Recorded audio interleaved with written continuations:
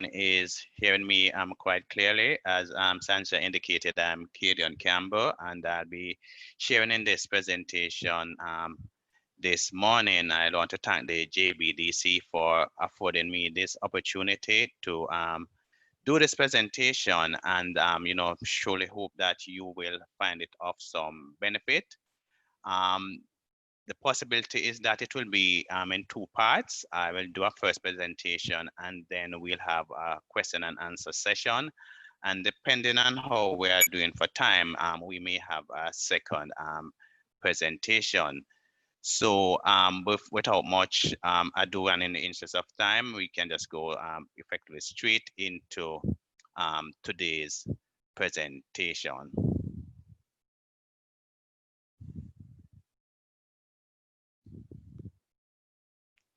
All right, so the title is Business Recovery During a Time of Crisis, and what opportunities are there for renewal and rehabilitation? Sansia introduced me already. The big issue that we are all faced with wherever you are in the world is this COVID-19 pandemic. In Jamaica already, we have over, I think it's now about 59 or more cases, and we see this increasing daily. This has created a real paradigm shift for us all, and some of the issues that we are now grappling with include the dislocation of international, regional, and domestic markets, the curtailment and restriction of business activities. People need to know if there's still going to be a market for your product service in the short term. We're grappling with the issue of need to be revalidating the premise of our business model, and whether or not our prior market research is still relevant and applicable given what has happened. We also need to know whether the scope of the impact will be, what will be the scope of the impact in the short, medium, and long term. And importantly, are these changes temporary or permanent? Again, the COVID-19 pandemic, global in scope, all countries affected, all stakeholders. Once you're a human being existing in 2020 today, you are somehow affected by this COVID-19 pandemic. Decisions are being made right across the globe, and this is affecting your business, without you necessarily having any input or influence. You almost have to just take and live by the dictates of governments, health authorities, etc., given the crisis that we are all faced with. In a crisis, oftentimes the crisis of financial distress is the result of a good business concept that is either poorly executed or frustrated because of resource limitation or what we call exogenous shocks. The COVID-19 pandemic is one of those exogenous or external shocks on a scale the world has never before experienced. And perhaps the greatest challenge to our MSMEs is how to maintain and finance their operation given the disruptions caused by the pandemic. A big risk is that the business may become insolvent, and if the shutdown or reduced business activity is prolonged, the business may not survive. We're faced with reduced or no income, leading to liquidity crisis and the inability to pay your creditors, whether they be employees, suppliers, financial institutions, government. But key to all this is to remember that businesses don't fail because they are not profitable. They fail invariably because they run out of cash. The business challenges and the crisis caused by this pandemic, however, greatly increases the risk of insolvency for most MSMEs. But we need to understand when we talk about insolvency, what we mean by that. It's usually a case where a debtor, a business, we're going to use business most of the time during our discussion, as an inability to pay its debt. And insolvency can take two streams, so to speak. There's a cash flow insolvency, and just generally just a straight lack of liquidity to pay the debts as they fall due. And then there's what we call balance sheet insolvency, where your liabilities exceed your asset. For the most part, the issue we're grappling with these days will be cash flow insolvency, where there's just not enough liquidity to meet your debts as they fall due. Businesses need to now be, assessing what is the prognosis for their business. And you can't wait until it's too late. Given some of the dynamics that we're seeing now, chances are maybe your profitability and your cash going down, your debts and liabilities are increasing. There's a period during which you will have an opportunity to rehabilitate your business, and it requires that you act now. So if you are looking in terms of what is happening in the industry, what's happening in the economy, what is happening to you at a micro level, and you are seeing where, your cash flows are likely to be compressed, but you still have your liabilities and your debts, you need to act now. You need to do something to avoid going into full-blown insolvency and maybe even bankruptcy. There's a concept of looming insolvency. So you may not be insolvent today, but if you do your forecast and you look at your financial obligations over, say, the next 12 months, and you see where there's a likelihood that you will not be able to meet these, then chances are you are facing looming insolvency and there is trouble ahead. Means that you have to look at how you will address it. Just to clarify, insolvency and bankruptcy are two distinct things.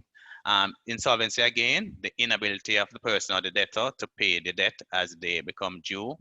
Whereas to be bankruptcy is really a technical term when a person now either natural or natural or a business is declared unable to pay their debts by the officer supervisor of insolvency or the court. So in Jamaica's case, bankruptcy is, as you have to be declared bankrupt. It's not just your inability to pay your debt. You have to go through a process, and the officer supervisor of insolvency actually declares persons bankrupt, or the courts. During this time, a question we have to ask ourselves: is business taking a back seat? Our Vision 2030 National Vision Statement requires us to make Jamaica the place of choice to live, work, raise families, and importantly, do business. However, in the current environment, while these objectives are meant to be achieved simultaneously, at this time, public health of necessity is taking precedence over wealth creation and business, and we can all appreciate that. But a big question we are asking ourselves as business person is, will the cure cost more than the disease? At the individual micro level, it may seem to be the case, as there's a risk that the business will not survive. So that's a big risk, while we appreciate the need for all of these restrictions, it may have in fact have a significant impact on your individual businesses. So what are some of the factors affecting our MSMEs? Of course, there's the reduced business operating hours, restriction and scaling back of what are deemed non-essential activities. We know we have our curfews between 8 p.m. and 6 a.m. The reduction in the amount of customers that are being served, particularly where it requires face-to-face contact, social distancing, people needing to be working remotely, not at the office or their normal place of business. There's generally reduced consumer demand in most sectors. You find persons maybe ordering cash, and minimizing their discretionary spend.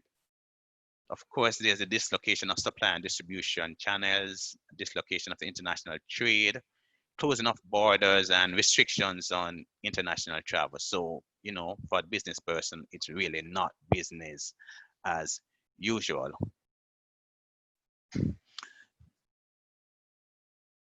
Sorry. Some issues we are potentially facing. Will there be the need for a 24-hour lockdown and stay-at-home order? We're asking ourselves, how long will the pandemic last? When will the markets and countries reopen? Will there be new waves of COVID-19 outbreaks once borders reopen and international travel resumes? Will MSMEs have to spend significant time and resources on non-core or non-income generating activities? Will the economic downturn have a long tail, or will there be a quick recovery? And importantly, what will the new normal look like for the country and various business sectors? If we look at what we considered a business crisis cycle, in normal times, there are fluctuations, you have your ebbs and flows, your booms and busts. It's a cycle, you have good times, you have bad times. And sometimes, people fall off over the cliff into the crisis for whatever reason or the other. There may be occasions where there's no potential recovery, and the business might end up becoming bankrupt, have to be liquidated, wound up. Sometimes persons are able to achieve some short-term recovery. But ideally, you want to be able to restructure or rehabilitate your business to allow for some sustainable recovery. And that's what we want to focus today. Trying to address some questions and some issues that will assist us to be able to develop a sustainable recovery plan for our businesses. Because no doubt, most of, if not all our businesses during this time will be facing some significant issues. Don't deny that you have a problem. If continuing your operations at this time will only increase your liabilities with no foreseeable improvement in your cash flow, consideration should be given to suspend operation, particularly if you do not have the savings or personal resources to fund this. So, don't continue to dig a hole if what you need to do at this time is just to cauterize the situation. Of course, a challenge for us as entrepreneurs is that, this is our passion, how we make our living, and I dare say maintain our sanity. And, can't envision that, or deal with the cessation of operation, even in the cases where it is mandated by the state. I can imagine that there may be many bar owners who might be drinking out their own inventory and stock at this time, for having been restricted from opening their bars. At this time, we have to look for opportunities to cut our debts and liabilities. And if possible, don't kick the can down the road, because this will only worsen the problem. So as far as practical, if at this time you can, reduce some of your debts and liabilities, by all means, do it. What are some of the key considerations we want to examine in this environment where we are potentially being faced with a crisis? For one, we might need to develop a rehabilitation plan for our business, and something that we can implement and that is practical. We also have to examine our business model. It may very well need to be overall to remain relevant in the new marketplace. Our break-even analysis, knowing this point, is very critical, as we may not be able to return to profitability in the short term, assuming that, our businesses were profitable and on the right track beforehand. We also have to have, proper understanding of our fixed, variable, and sunk costs, and, the marginal revenue and the contribution from each of our business segments in these times of crisis. Working capital management, of course, is critical, and we need to know the working capital that we require and how it will be financed. The profitability and the KPIs are important again, because we need to know what are the drivers of profitability and the key performance indicators in our industry, and how does our business measure up in these times. Of course, some businesses require capex to remain effective, so we have to understand what are our capital expenditure requirements going forward.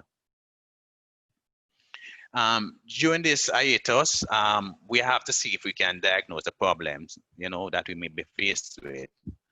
We have to clinically look at our market and competition analyses. That should be. Do you know your position in the market, and how you are perceived by your customers? What are the industry prospects, your financial projections, and what are the key elements that must be included in your business rehabilitation plan? So at this time, a lot of the plans and a lot of the goals that you perhaps had set before in the last quarter of calendar 2019, things might have been on track, but as we got into 2020, we basically have to tear up all of those and look to wheel and come again, so to speak. We have to be assessing the demand and supply for products and services, doing detailed analysis of our financial performance, the prospects, and the structure of the business, and this is involved like reviewing the past plans and financials, determine if there's alignment with overall strategy for the business, assessing the operating cost, capital structure to determine what operational or financial restructuring that you may require, examining your current contracts and agreements to determine if and how they may be satisfied during this period of crisis.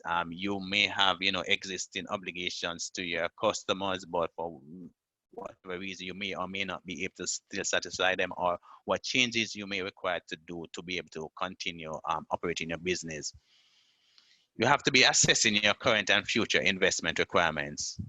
And of course, developing robust revenue estimates and financial projections during these times. It will require sound leadership, and you really have to understand the big picture and where you fit in the market which you hope to operate in. You will also need to give hope to your team that all is not lost. As entrepreneurs, we don't want to throw up our hands and, say, well, I can't be bothered. I mean, this is just, we're made of sterner stuff. This is just part of the challenge that we'll face with, and this too will pass. We need to undertake objective assessment of the situation and the resources to determine what intervention would be required to save the business. And of course, you can draw on support of you may have mentors, etc., and service providers like JBDC. And of course, during this time of crisis, ask for help. There will be others, maybe not this type of crisis, but who have gone through crises and can help you to navigate some of the issues that you are no doubt will be faced with. So the reality check again, review the financial position of the business, and specifically the business's ability to meet its financial obligation to the secured creditors, in particular if you have a financial institution, because as we may know, they may be able to pull the legs from under you, or the pillars that your business rests on if you go into default and are not able to enter into proper arrangement with your financial institutions. You have to be reviewing your business cash flow and your profit projections for the next 12 months, including the reasonableness of the underlying assumptions. Assessing what alternatives are available to resolve the immediate liquidity problem, and establishing future financing. Review your short to medium term plan and the future prospects of the business. And of course, you need to discuss your restructuring and your recovery options with your financial institution and other key stakeholders. Try to get early buy-in and support. Communication is going to be very important in these times, and I think most persons accept that, we are all going to be facing some challenges. It's not business as usual.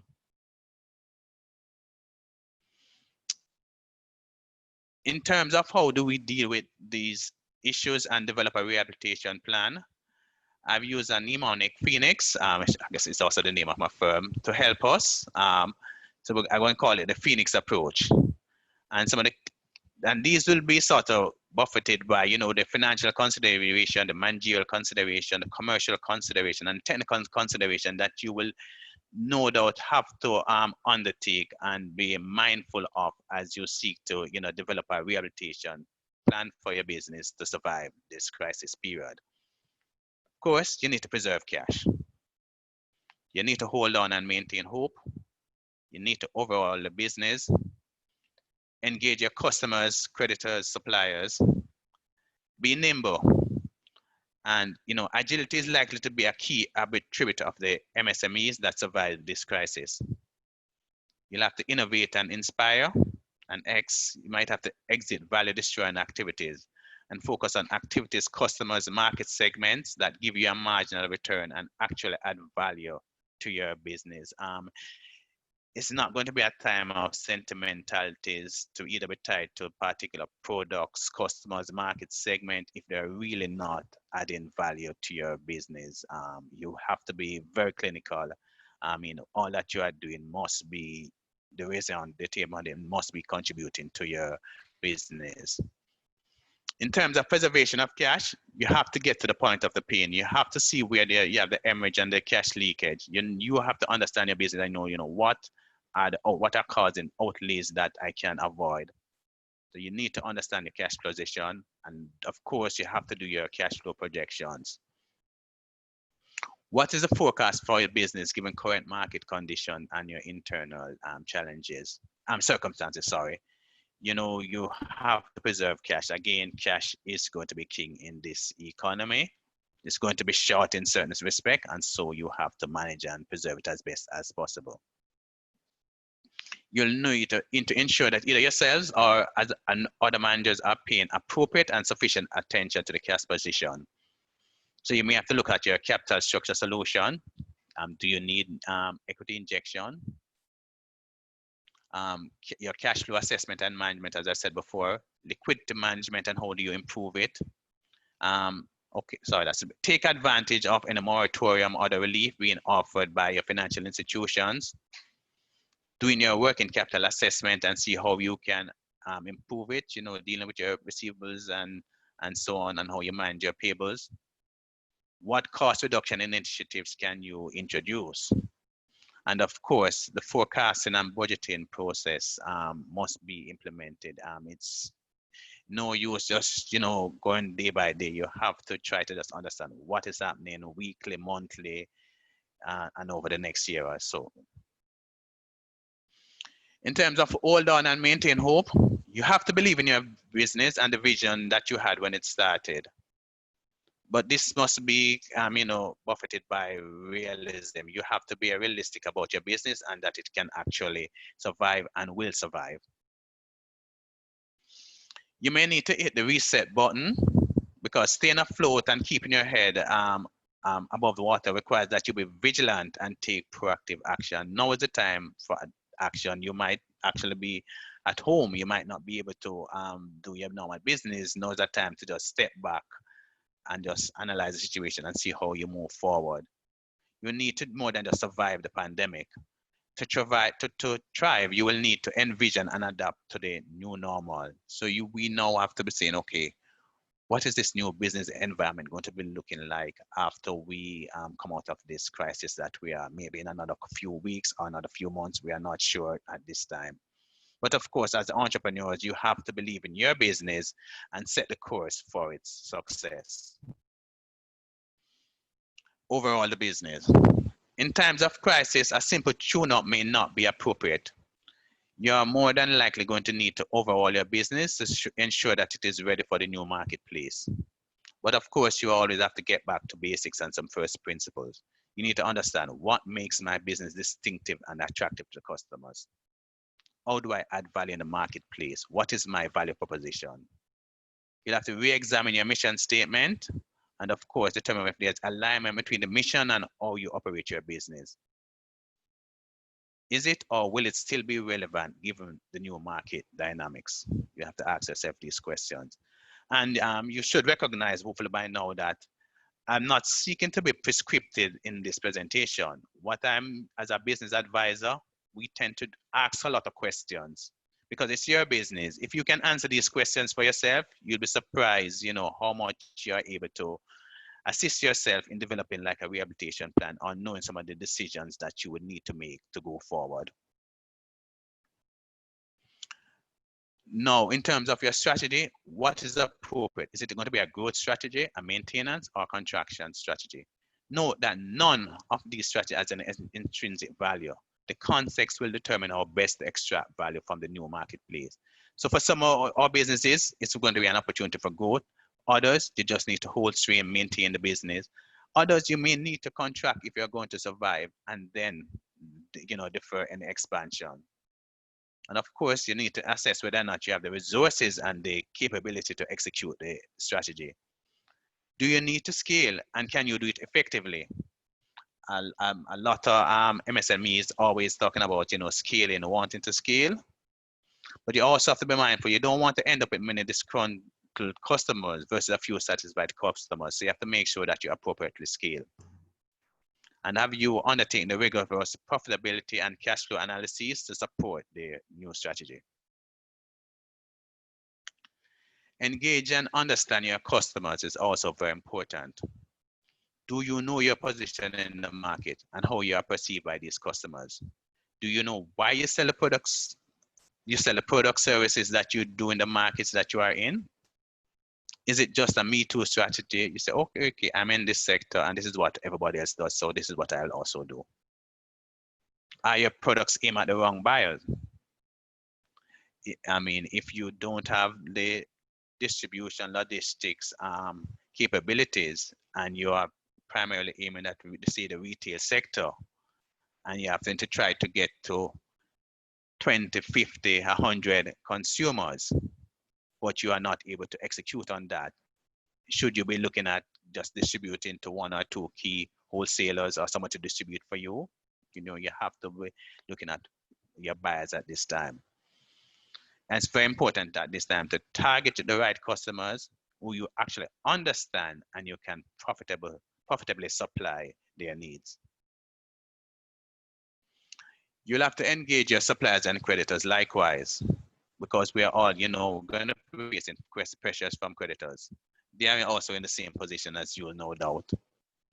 You have to look at what are your debt and other contractual obligations, and what opportunities are there to renegotiate your debt obligations and liabilities. We are seeing the financial institutions, they're offering moratoriums, 3 months, 6 months, moratoriums, etc. If these apply to you, you might need to go in and speak to them and to see how you can get some relief during this time when you might be having reduced income. The working capital management, again, is going to be very critical.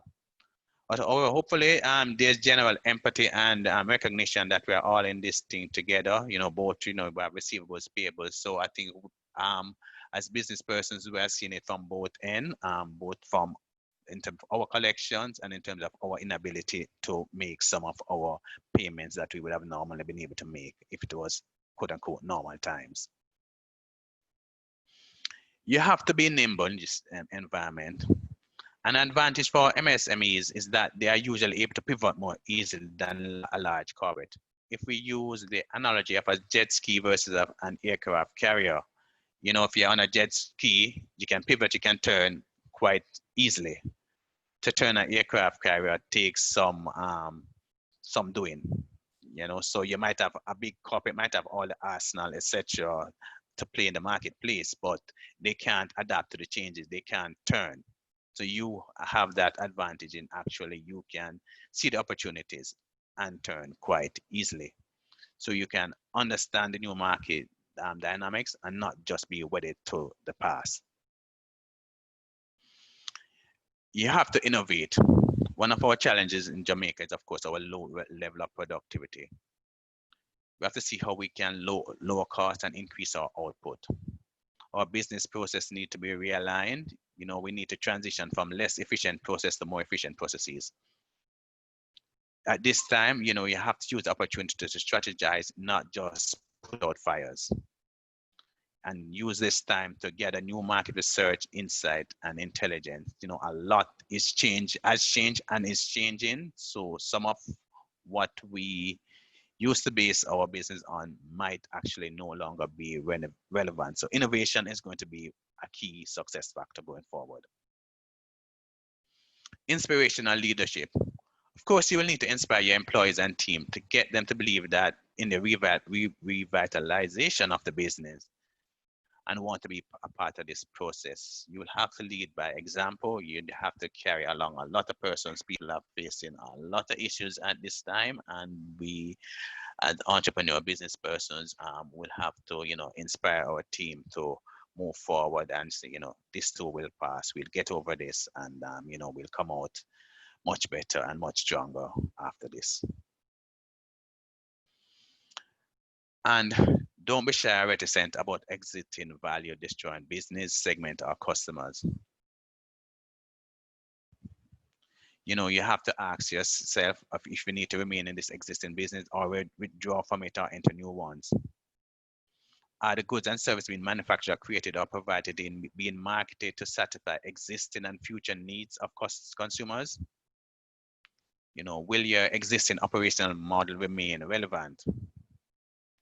Can the needs of the customers be met in a more cost-effective way than your current approach? Are there any customers that are not making a positive financial contribution to your business? Once you start to answer some of these questions, you may find that, there are things that you really should look at exiting and moving on. Just a framework for implementing operational restructuring. This is not meant to be prescription, it's just to give some guidance.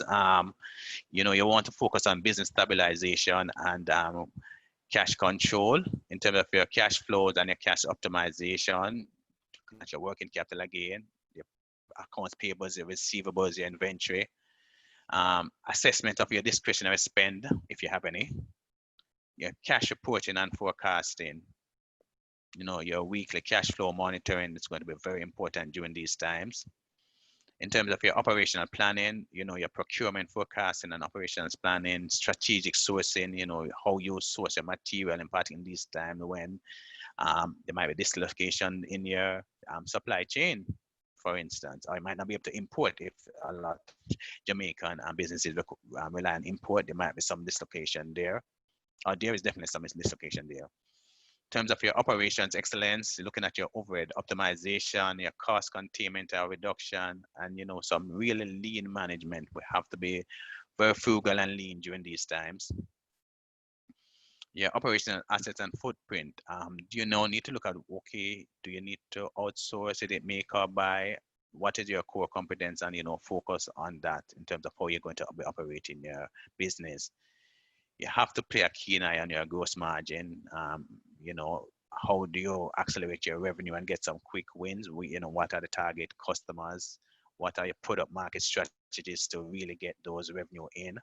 And how do you just reduce the complexity so it's easier to deliver goods and services to your customers? Your sales and service effectiveness, you really need to look at that, and your product offering, how do you simplify that? Doing your portfolio analysis, whether by customer, geographic region, or segment. And of course, you're trying to maximize your sales coverage, whatever channels you can, and partners. It's a different environment. And these things will help with your cash flow, your EBITDA, your revenue quality, because at this time, again, your cash control and the business stabilization is very important. You may ask yourself then, how do I rehabilitate my business? Certainly, if you honestly answered the questions that were posed and you have the necessary buy-in and support from your various stakeholders, you should be able to reasonably develop and implement your own rehabilitation plan. After all, it is your business. Nobody should know it better than you. So you should be the one to be able to drive these changes, drive this rehabilitation, and just see yourself through this period of crisis, and be able to deliver good value to your consumers, and have good cash flow and a profitable business. Of course, there may be cases where you may need professional help. If your business is insolvent or facing looming insolvency and you're not able to do the rehabilitation yourself, or you're not getting the voluntary breathing space from your creditors, you may consider utilizing the provisions of the Insolvency Act by engaging the services of a licensed trustee. Depending on our timing, I will do a presentation on the Insolvency Act and how you can utilize that if it is a means that you may have to resort to deal with your issues if you are going through a period of insolvency. So, the trustees can help you sort of get the creditors off your back. That's part of the role of persons like myself and the service that we help to provide, or we try to anyhow. So just to recap, as MSMEs, you are facing some serious liquidity challenges. The business may be insolvent or facing looming insolvency. Now is the time to take a proactive approach and assess your business and develop a rehabilitation plan. Approach that I've suggested: preserve your cash, hold on and maintain hope, overall the business, engage your customers and creditors, be nimble and pivot as required, innovate to stay relevant, inspire your team, your employees and team to pursue the rehabilitation plan, and of course, exit value destroying activities. I'll now open for general discussions and question and answers. As I said, I really don't want to be prescriptive. I just wanted to suggest some issues, questions that as MSMEs you want to consider. And, you know, I know participants are from different sectors, industries, different period in business. Some might just have started up, some might have been in business for a long time. So it's going to be a broad spectrum. So it's not something I can be prescriptive in terms of telling you what to do, but I can just share with you some of the questions you may want to ask yourself and see how in answering them, if a strategy or a rehabilitation plan comes forward at this time. So it's now open for question, and I'll the JBDC team to moderate the questions.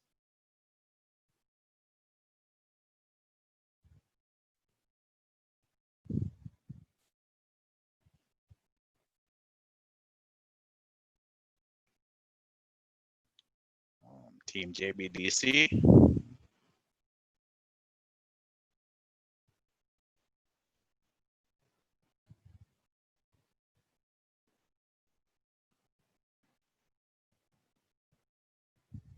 Okay, we got a question from Michelle Lewin asking, how can we preserve cash?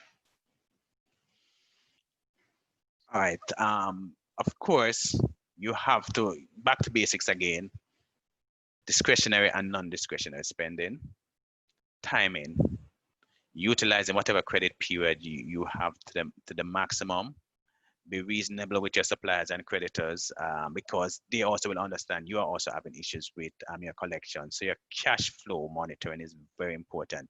You need to almost be understanding what in this environment, what am I anticipating to collect on a daily basis? What are my obligations? You know, what are my payment due dates and so on? I mean, matching them and ensuring that you know you are not you know, spending where you don't need to spend, because as in this environment, I'm going to think most businesses are going to be faced with some reduced income. The spend for whatever reason, it may be that you can't operate your business, or just that consumers, it's just there's going to be a few businesses that are going to definitely see an uptick, but generally across the board, you're going to find that it's reduced business activity, reduced revenue. So you really need to look at their cash position and understand what is it that I must pay and how do I maximize my collections to ensure that I don't actually run out of cash, because that's when you're going to be in trouble by running out of cash and you can't meet your obligation. And then somebody may, if you have, for instance, secured financing, the bank might pull the plug, or you might find yourself in a situation where, because you have not managed your cash flow in such a way and are able to pay your suppliers, or at least be in communication with them and let them know the plan, you are cut off. You can no longer get supplies, you can no longer produce, you can no longer operate. So the preservation of your cash and just ensuring that any spend that you're doing now is just absolutely necessary.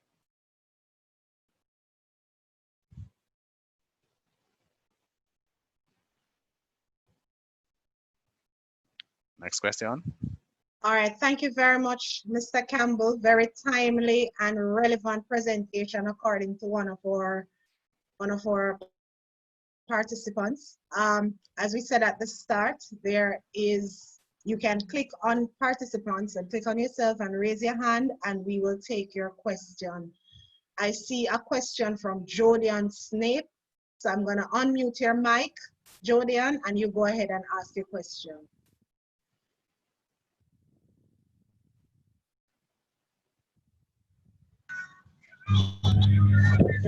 Jodian?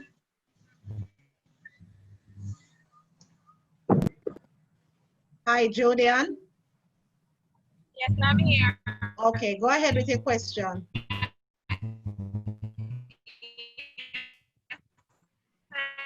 Your connection is very bad. Can you type the question in the group chat, please?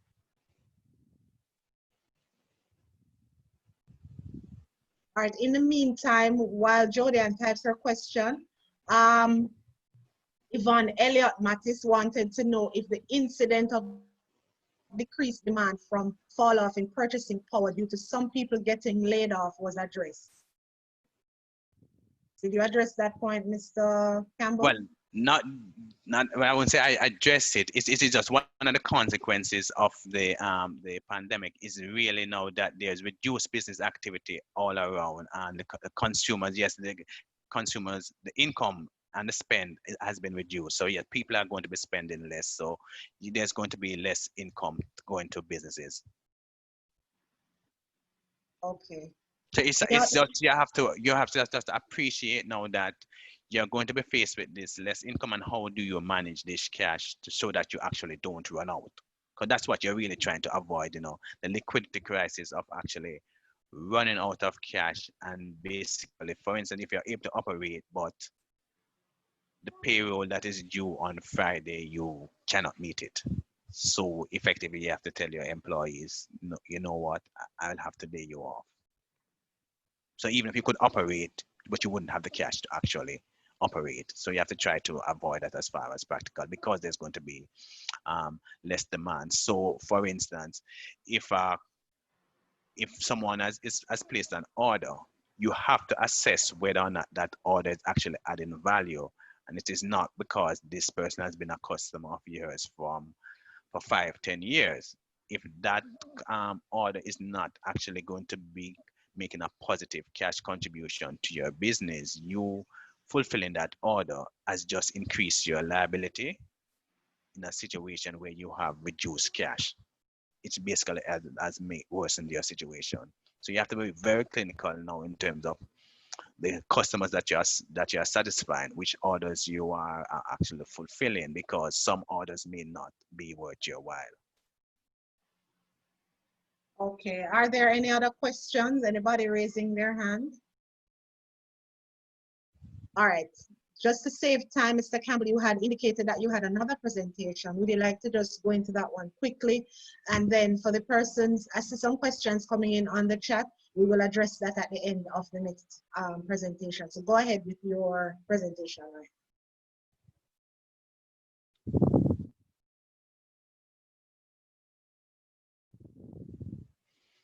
All right, now this presentation is on some of the key provisions of the Insolvency Act 2014.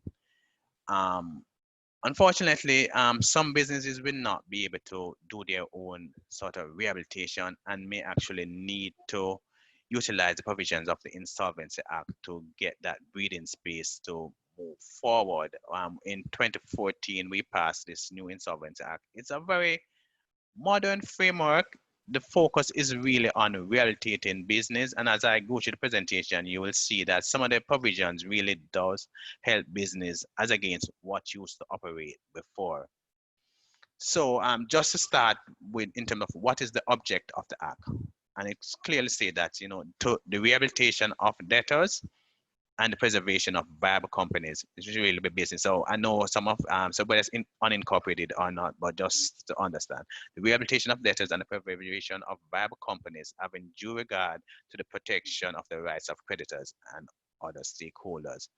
So preservation of business is very central to the Insolvency Act. And as trustees, that is our primary focus. How do we preserve businesses? We don't want businesses, you know, to be wound up, liquidated, as etc. As far as practical, you seek to preserve businesses. The entrepreneurial drive and that, you know, the growth of the economy, and perhaps one of the reasons why we have not been able to grow is that our MSME sector has not really been as robust as it ought to be, and the growth there, and you know, there's a lot of stifling, and when persons sort of bought their toes and so on, you know, it's almost like the end, they don't get a chance to restart. But we now have a framework that allows persons to actually restart, rehabilitate their business.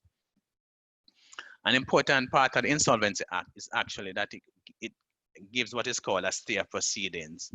So you can file what is called a notice of intention or a proposal. Or some companies actually even go into bankruptcy, but we won't focus on bankruptcy for our presentation. I think we want to preserve our businesses as far as possible.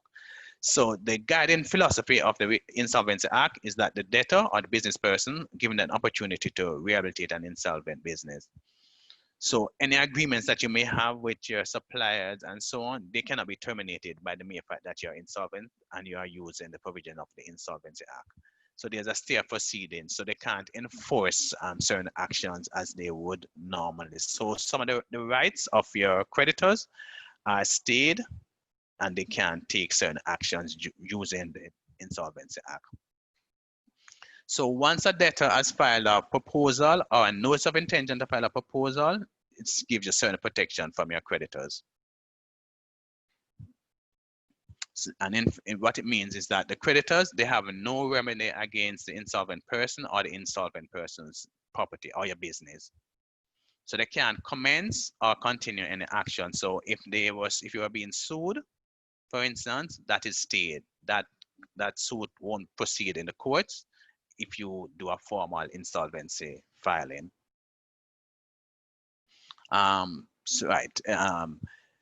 So the proposal is applicable to, and the stay is applicable to all creditors, including secured creditors. However, sometimes secured creditors are excluded. But if you're going to exclude your secured creditors like your banks and so on, you at least need to engage them and let them know what you are doing, so that they don't feel that, oh, it's look like this business is in trouble, let me just pull the rug from under their feet. So what the Act states is that where a notice of intention or proposal is filed in respect of a debtor, no person may terminate or amend any agreement with the debtor or claim an accelerated payment under any agreement with the debtor by reason that A, the debtor is or is believed to be likely become insolvent, or a notice of intention or proposal has been filed in respect of a debtor. So if you do a formal filing, your creditors can't take any action because they believe you're insolvent or because you have actually done the filing. So agreements will not be terminated. Let me just skip through some of this. A creditor can, of course, go to the court and they can apply to the court to say that the stay shouldn't apply to them. But generally, you're going to find that the courts are more inclined in keeping with the objects of the Act to allow the stay to remain in place. This courts generally do not disrupt the stay because, as again, the clear intention of the Act is that you're trying to preserve businesses. So you don't want to do anything that will cause the businesses to close or have to cease operation. So generally, you find that the courts uphold the stays of proceeding. So there are two periods for the stay of proceeding. There's what we call an involuntary period, and the Insolvency Act allows up to 6 months period. So you're given like a 6 months window effectively to do a rehabilitation plan for your business to present to your creditors. And during this 6 months, you don't have to be making any payments to them. They can't take any enforcement action. You are really just given this time to craft a plan and tell them how you're going to pay them out. During this 6 month period, again, they can't do anything to stop you operating. There's also can be a voluntary period of stay of proceeding if the proposal is accepted by creditors. For instance, if the creditors agree that you don't have to pay me until 1 year time. So if you have that as a formal part of the proposal and the creditors agree to it, once you're within that 1 year period, the creditor, for instance, going to go to the court and say, oh, well, I had given them 1 year, but it's now 9 months. They haven't paid me as yet, and I want my money now. No, you would have to abide by the proposal that the person has 1 year to pay you. And once that period has not expired, you would be bounded by that period. So again, the stays generally apply to all creditors, but there are certain financial contracts that are exempt. I won't go into these contracts here, but there are certain financial contracts, the contagion effect and the domino effect that it would have on the economy if a stay applied to them. so they would not be allowed to stay certain obligations. And as I can imagine, like there's certain banking transactions and so on that we wouldn't want to disrupt. It might cause more damage than good. The aggrieved creditor may apply to the court again for the removal of the stay. Just to let you have an understanding of how the secured creditors are impacted. Usually once you're in breach or some breach, the secured creditor can immediately enforce their security. However, if you have made a filing under the Insolvency Act to do a proposal, that secured creditor can no longer say, well, you're in breach, there's an event of default, I'm going to put the company in receivership or something like that. As a debtor, you remain in possession of your business and you get to develop a rehabilitation plan without your secured creditor. So even the banks are prevented from taking action, from selling the property, selling the business, as the case may be. Your landlord and property owners, they can't evict you because you owe them the rent. So if you have done a formal filing and you owe rent, most agreements will give the landlord the option to re-enter the premises and take over. If you have actually done a formal filing, the landlord is precluded from actually executing on that. So the landlord couldn't actually terminate your rent. They couldn't padlock you and lock you out or anything like that if you have done a formal insolvency filing. So it's very far-reaching. It's really subordinating some of the rights of your creditors. That's perhaps the best way to put it. You get an opportunity, have some breathing space while your creditors' rights are subordinated.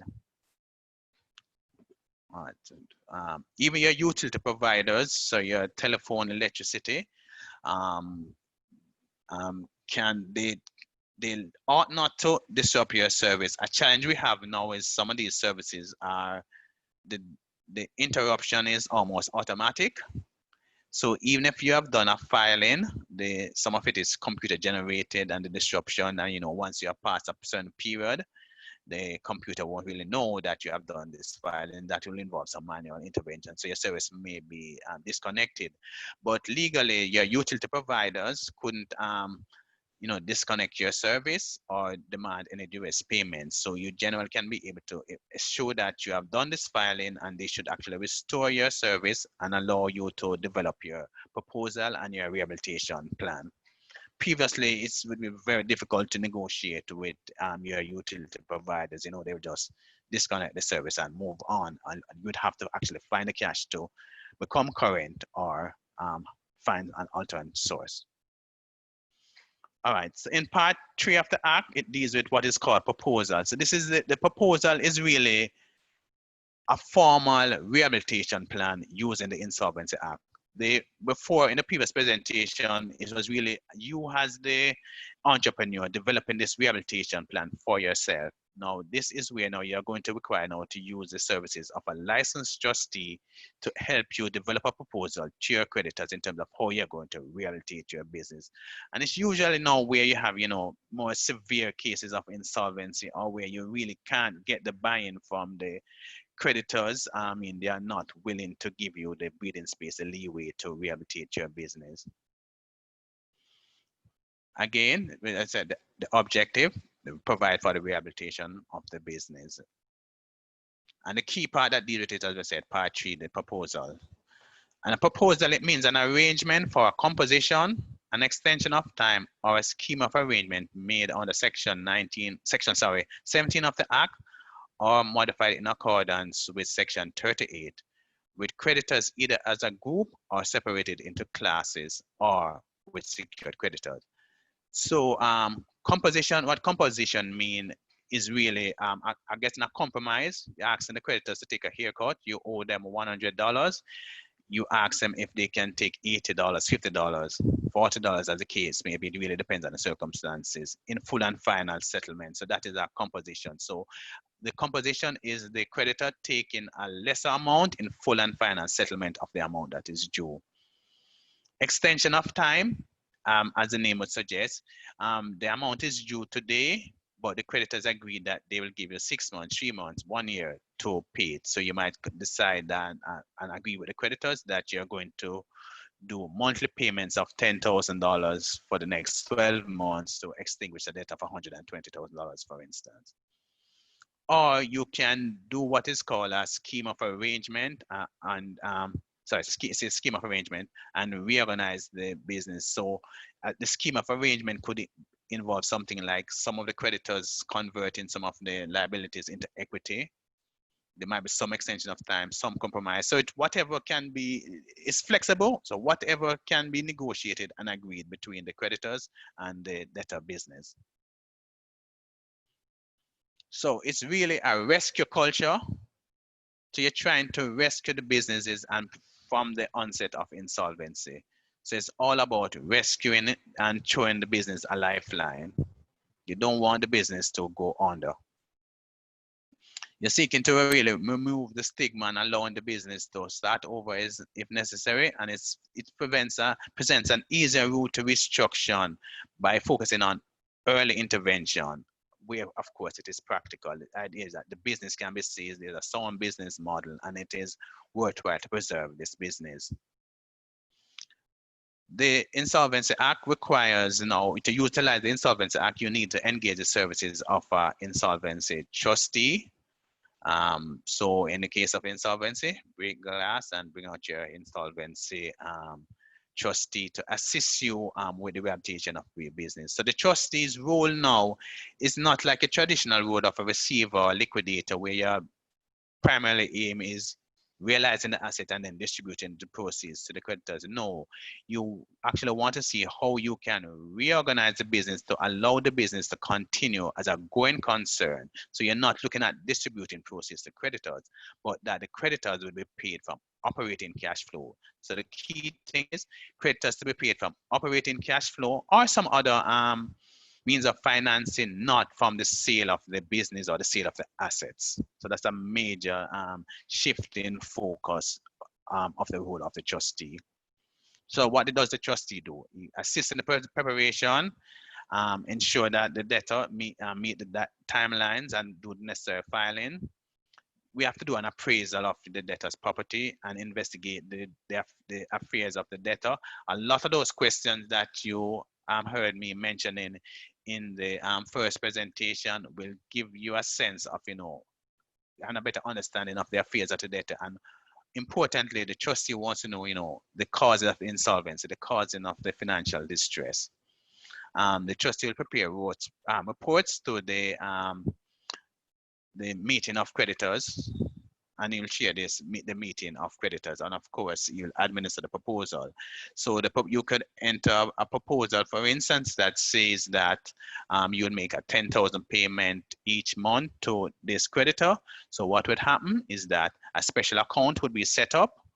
You would take $10,000 from your operating account, would go into that special account, and it will then be used to pay the creditors in accordance with the proposal.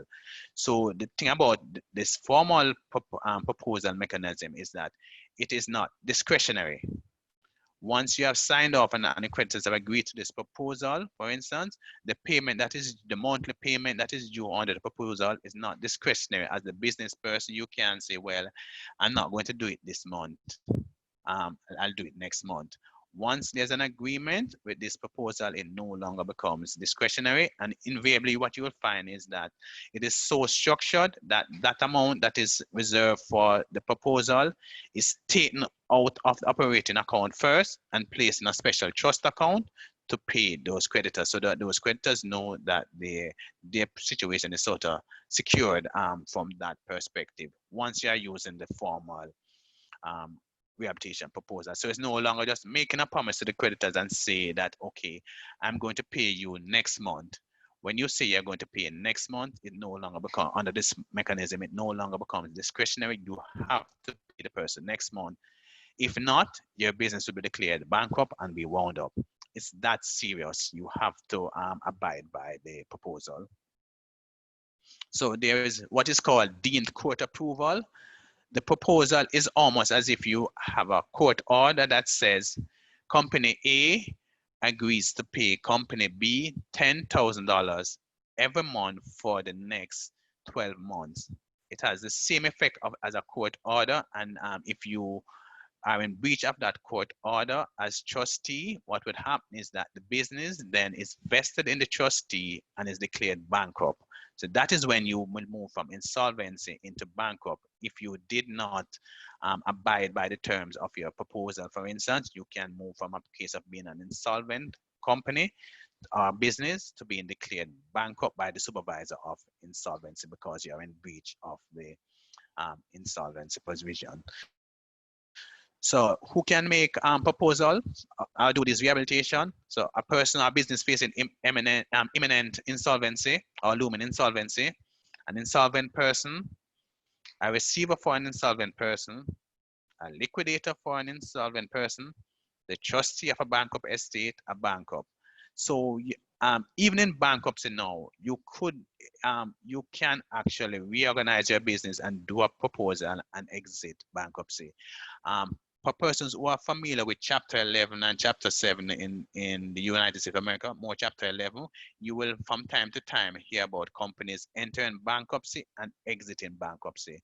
Jamaica now has a framework where a company can enter bankruptcy and actually exit bankruptcy and the business be resuscitated. Previously, once you were declared bankrupt, you almost had to just wind up and there was no potential for rehabilitating the business. But now there's a mechanism that allows for the rehabilitation of the business, even if it has been declared bankrupt. All right, so there are no set guidelines on what the actual proposal will contain, but of course you have to have sufficient information to allow the creditors to make an informed decision. The idea is that you're going to present to your creditors a proposal, a rehabilitation plan that would lead to a better outcome than winding up the business. So if when you look at your business, if you were to close shop, if you were to close your doors, if you cease operation, the creditors might get nothing, or they might say get 10 cents in the dollar. If you can rehabilitate your business and they get 50 cents in the dollar, that is better than winding up the business. So that is what we mean by, preserving viable business. If the operations would yield that additional 40 cents, so 10 cents in a winding up versus 50 cents in a rehabilitation, that rehabilitation has created value of 40 cents.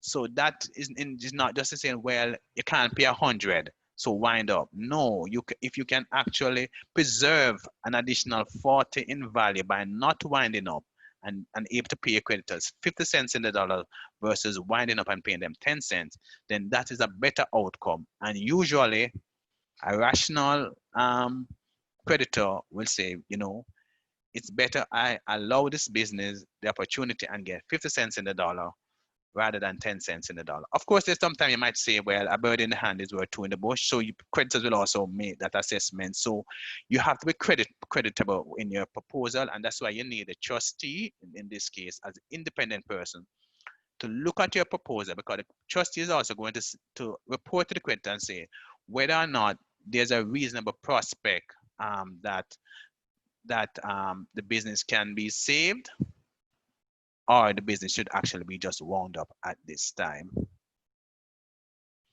So the proposal is prepared with the licensed trustee, and the trustee can either be an individual or corporation. Previously in Jamaica, you wouldn't have been able to have a corporation as a trustee, but our Insolvency Act now allows for the trustees to be either an individual or a company. It encourages the debtor to be proactive and trying to save the business as far as practical. An important feature of our proposal is that it allows for what is called interim financing.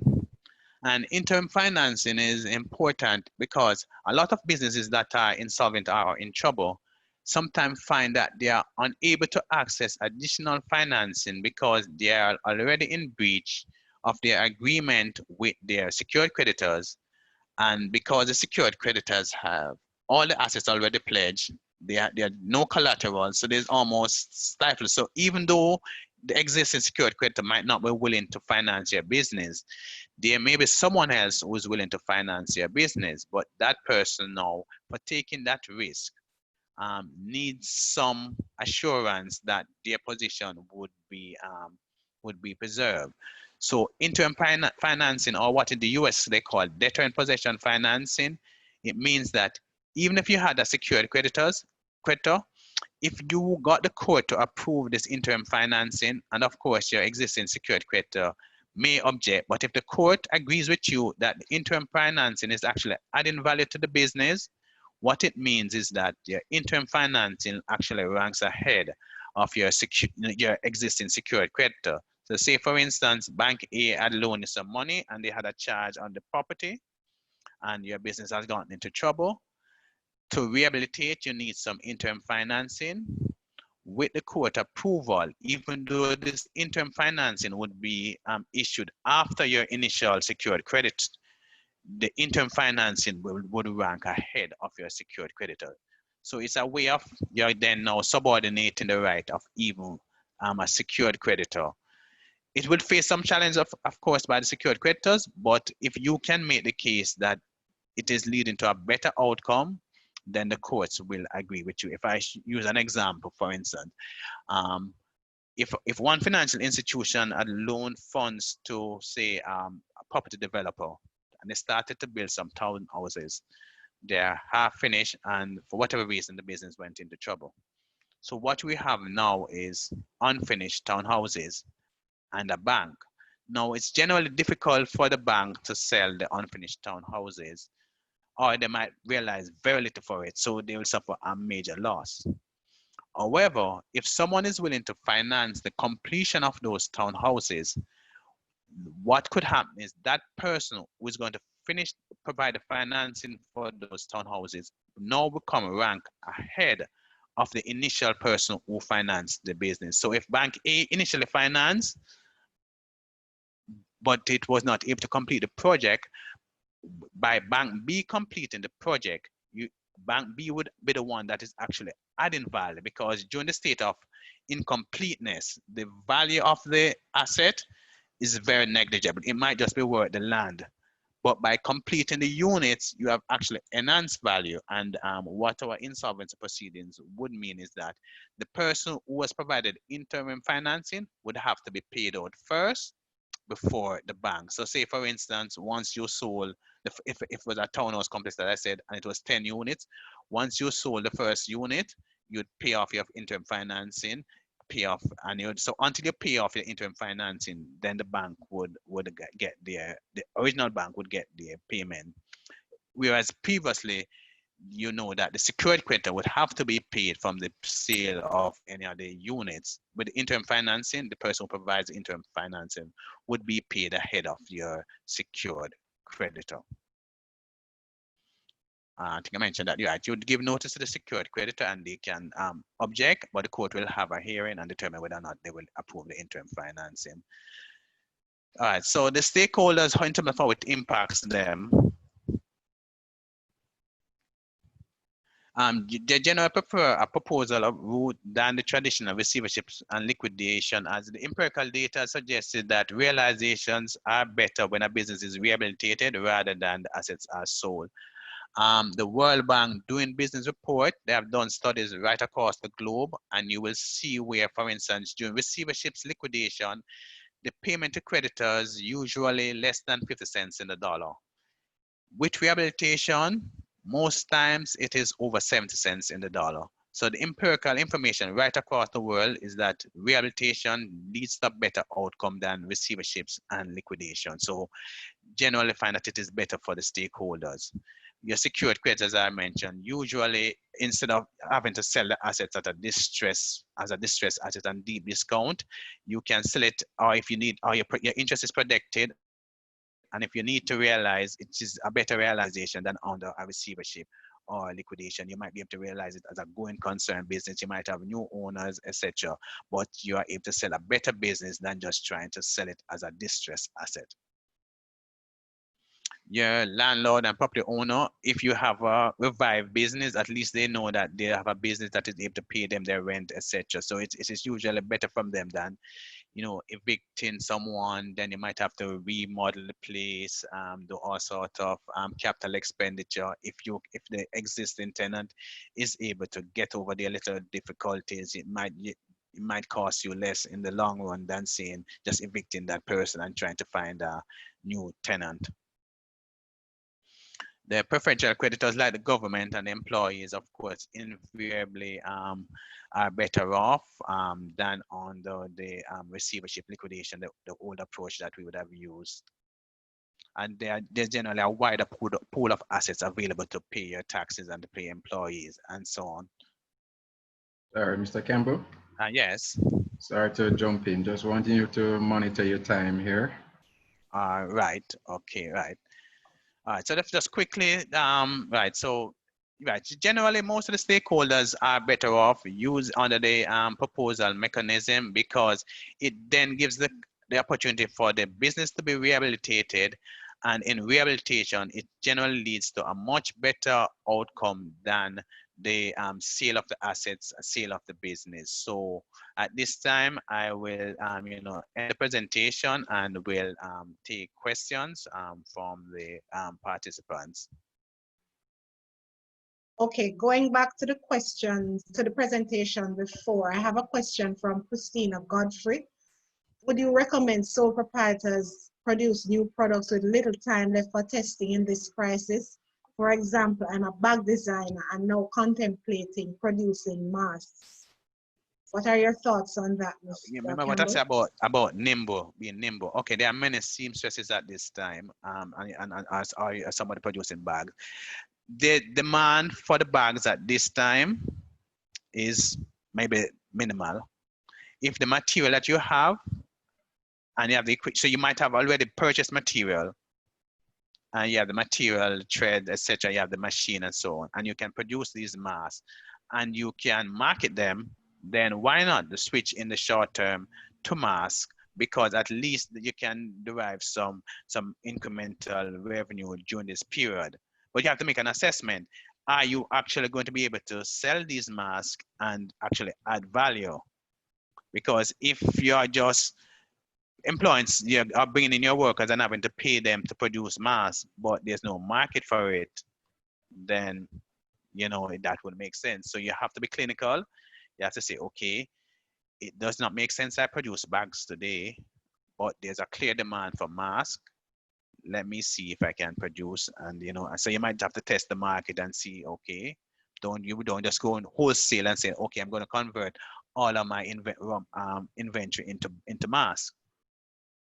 You would have to make sure that you can deal with the logistics of meeting the customers' needs and supplying them. Okay, so Christina, just to follow up on what Mr. Campbell has said as well, the CDC, as well as and the Ministry of Health here in Jamaica, following through from the recommendations of the CDC, they are recommending that persons begin to wear masks, not necessarily the protective one, but cloth coverings really. So it is a good move to see if you can look at the feasibility, see if pivoting your business at this time is something that is open to you. There were two questions that were asked about stimulus packages that the government has announced, as well as the SME grant. There was a publication in yesterday's Gleaner. I published a link to it. I put a link to it in the group chat so that everyone will have access to it. So you can take a look at that when you get the time.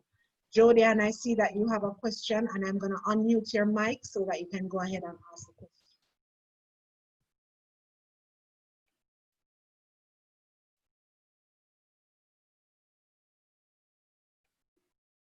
Jodian, can you hear me? Yes, I'm hearing you. Thank you so much for that. Okay, go ahead. All right, so I want to ask a question for the first segment and also for the second segment. First segment is like, for my industry, which is the legal industry, you're going to find that amid the crisis, there's going to be a lot of requests for legal opinions and redrafting of contracts and all of that. Now, my question is, do I invest in the relevant software, because life changes now and we're going to have to formulate new processes in terms of technology. Would it be best for me to go ahead and invest in softwares that would enable me to be effectively producing what is required from my clients? All right, how I'd answer that is you have to make the assessment, and you would better understand the industry than I would. Are these changes temporary or permanent? It would have to be permanent. No, I mean, no, I'm not from your perspective. I mean, no, the change in what you're seeing. Do you anticipate that there are going to be, significant demand for these opinions, these contracts, and whatever software you may need to be able to do these? You think in terms of going forward, there's likely to be a significant, increase in demand for these, because if it is just short term, if it is just 3 months, and you expect to get back to what would have been your normal by the summer, then you would have to make the assessment. I may be more efficient using the software, but then after I invest this amount in the software, can I recover it in the 3 months? Or is this an investment that requires a 3-year payback period? And if I'm not going to be using this for 3 years, then do I make that investment, or do I just, there are some things that I can't do, because there's no sense in just doing it for doing its sake, because one or two persons are demanding it, but come next month, you won't have a need for it if the outlay is significant. So you have to assess the outlay and the payback period, whether or not the change from the consumer's perspective is temporary, or it's going to be more long lasting, more permanent, so that, because it would then be an investment. It's not just a decision, or operating decision.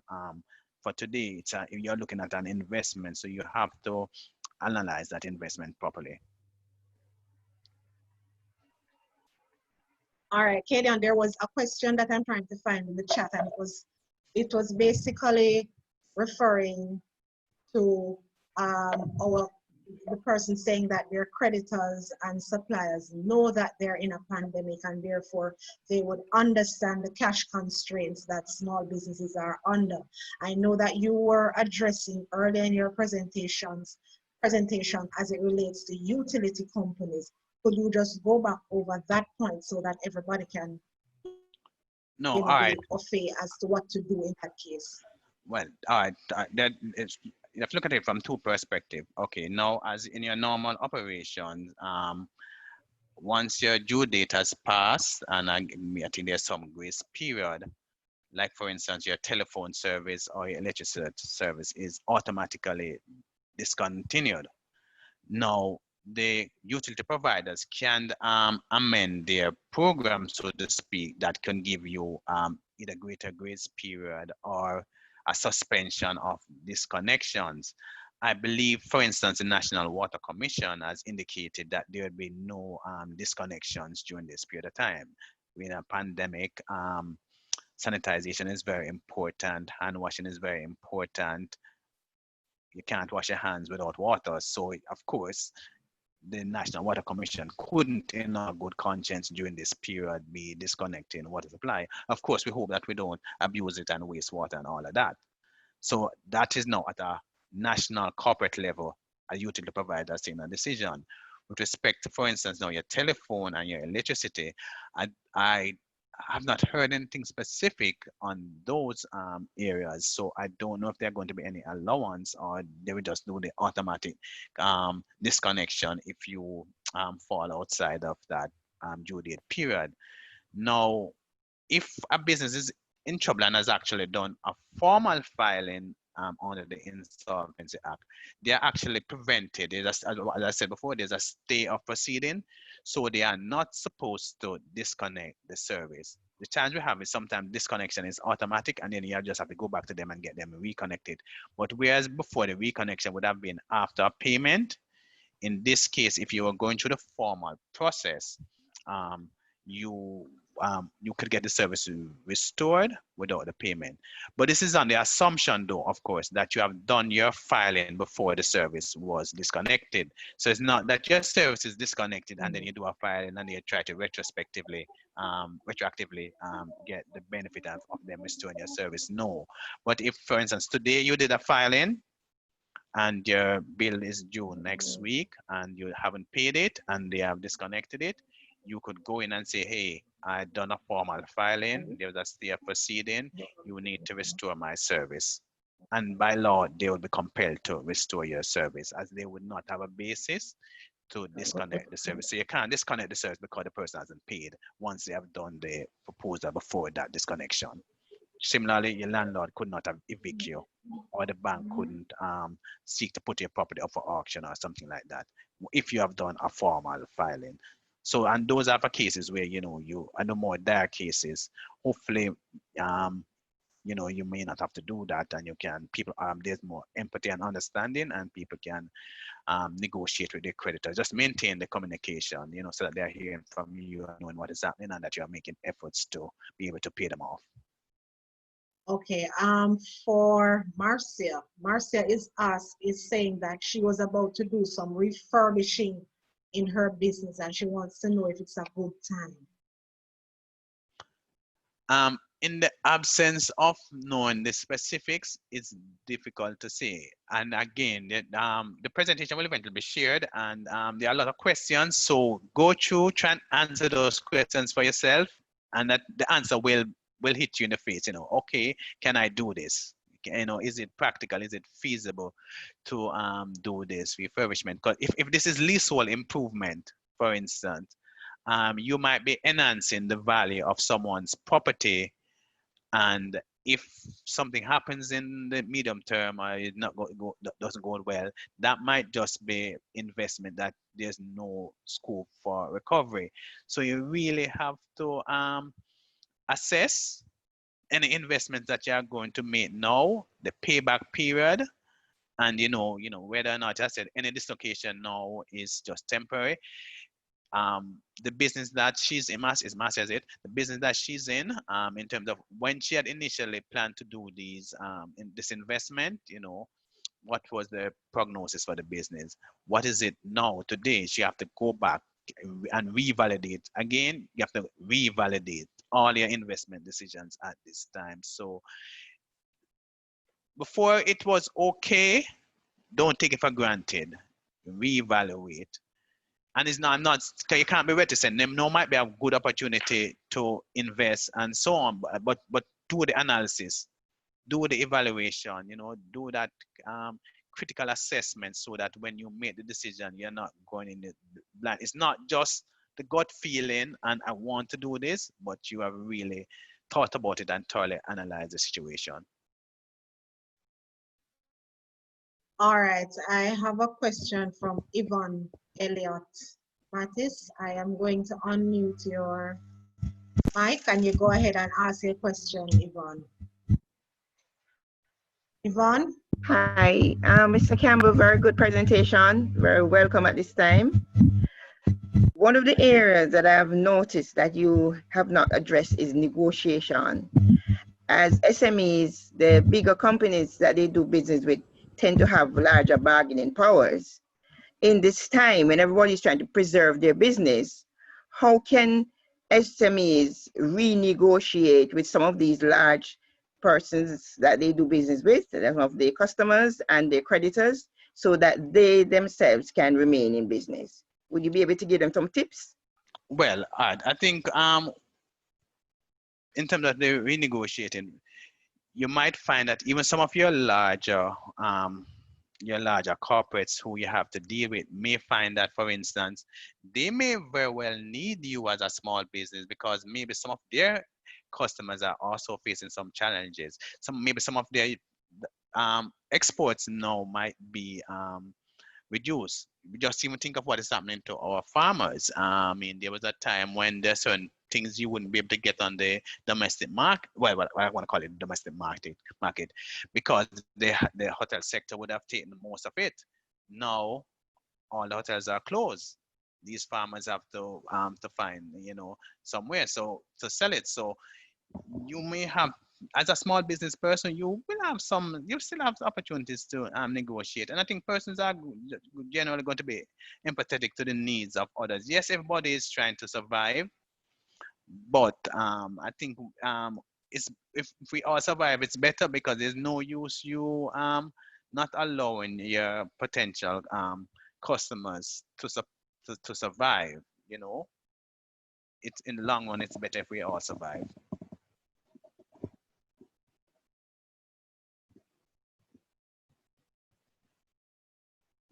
And I think in this environment also, I mean, the sort of negotiation, traditional negotiations of some of all or nothing will have to be thrown out the door. Persons will have to make compromises. You know, you're going to find that you can't be demanding that, well, um, I'm not going to supply you with any product unless you pay me everything that you have owed me, because chances are you may not have any of your consumers that are in a position to do that. So even you as a supplier might have to then make compromise. So it's going to work both ways, because you as a business person, you generally have it from both the receivables and the payables, so you can appreciate both perspectives. Okay, thank you, Mr. Campbell. Jodianne, I'm going to give you the last question before we go. Sure. Are you hearing me? Yes, we're hearing you. Go ahead. Okay, I see where you brought up the act for filing bankruptcy. There is a cost attached to the application, though. I would know this, but for other listeners, do you mind sharing with them the cost to do the application and whether they'll need a legal advice or a legal team to do the filing? All right. No, the filing doesn't require a legal team. It requires the consent of a licensed trustee to act on your behalf. And most of the costs, there's negligible upfront costs, so to speak, but then as part of the proposal and how you extract the value from the business, then you can put the payment of the trustee as part of the proposal. So the trustee will help facilitate the rehabilitation, and then the payment to that trustee would come out of the future operating cash flow once the business has been rehabilitated.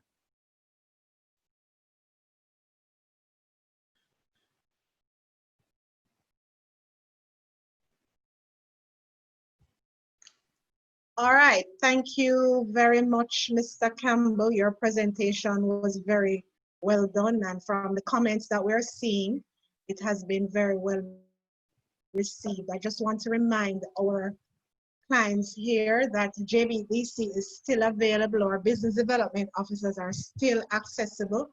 You can send us an email at info@jbdc.net. I'm going to post a link as well, so that if you are not yet a client of JBDC, you can access it. You can access us from this link, and then we will take it from there. I've just posted that link for you, and I'm also going to give you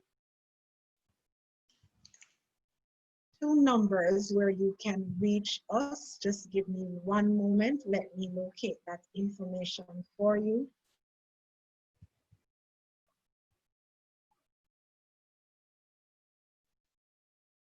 All right, what I will do is post it in the chat so you can have access to that information.